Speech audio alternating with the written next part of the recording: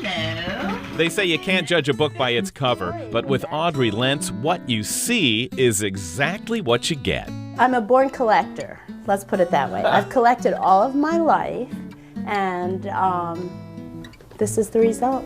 Her entire house is filled with memories, the kind that keep this 63-year-old feeling young. It's never too late to have a happy childhood.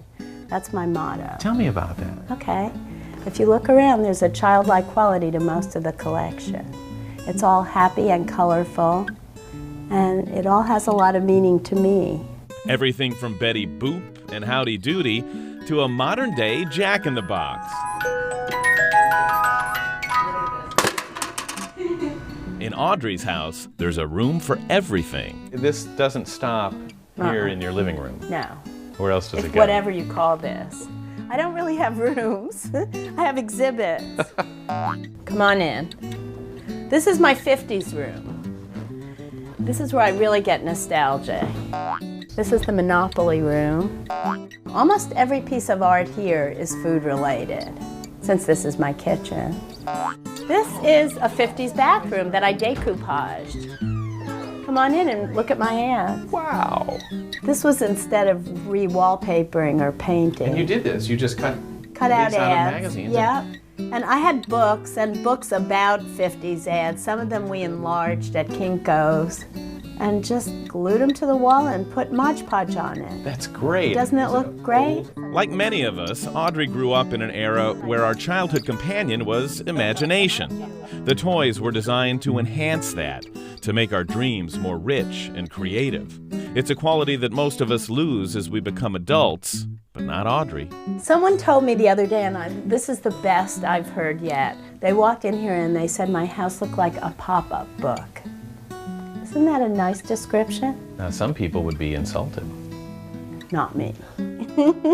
I'd be insulted if they said it looked like other houses.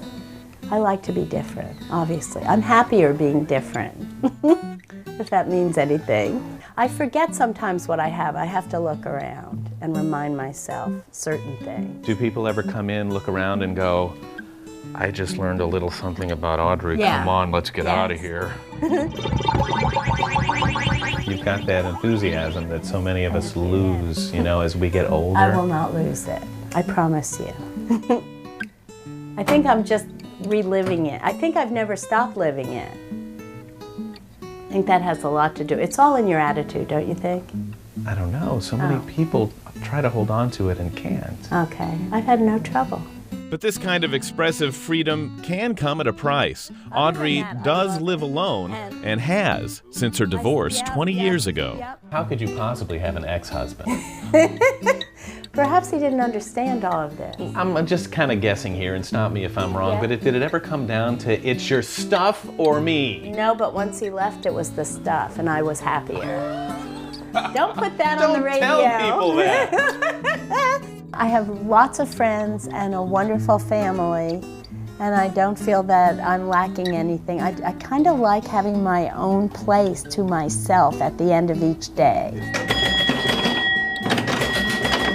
So maybe it's not as much a collection of things as it is a snapshot of what's inside her mind. The mind of someone who's not afraid to be different. That's what you're about. You're about not fitting into a mold. Right.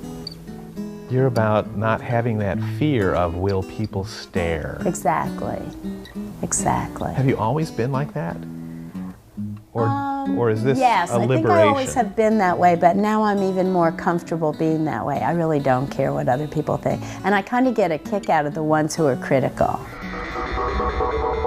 You see, Audrey is a book you can judge by its cover, and she wouldn't live her life any other way. I continue to be what I am on the outside. I truly feel that way. I really think I am what you see is what you get.